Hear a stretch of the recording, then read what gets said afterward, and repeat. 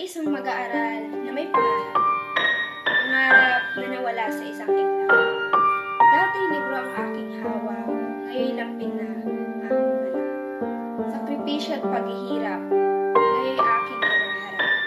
Sa gawaing akala ko masarap. Sa pagitan ng aking dalawang hita, ako'y nakagawa ng bagay na akala ko'y tama. Sa tanong na, masarap ba? Oo, masarap. Kinalaunay, sarap na sumira sa aking munting pangarap. Pinagtawanan at tinusgahan, kahit nga ang karapatang lumaban ay pinagbawalan. Nagkamali ako ng pinasukan, ngunit gaya ng ibang tao, ako ba sa pangalawang pagkakataon wala ng karapatan? Ako'y batang ina, ngunit ito ay di hadlang upang ako'y lumigaya. Sapat na ba para ako'y husgahan, pandirian at kutsain ng karamihan? Sa tingin ng iba, kinabukasan ko'y tapos na.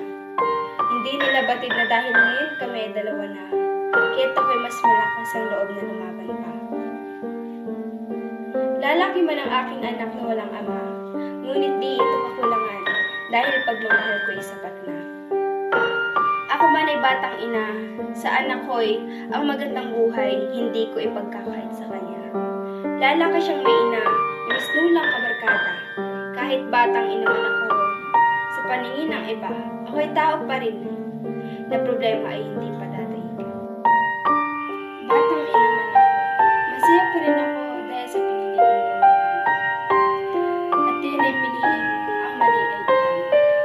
At anak ko'y bigyan ng pagkakataon na ang mundo ay makita. Huwag nating hintayin na ang salitang batang ina ay maging normal na lang sa kabataan. Ayaw niyo ba bunang maranasan ng maging malaya?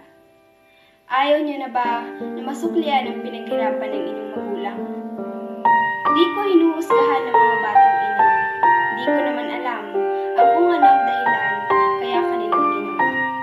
Saludo ako sa inyo dahil kinaya niyo ang ganong sitwasyon sa buhay niyo.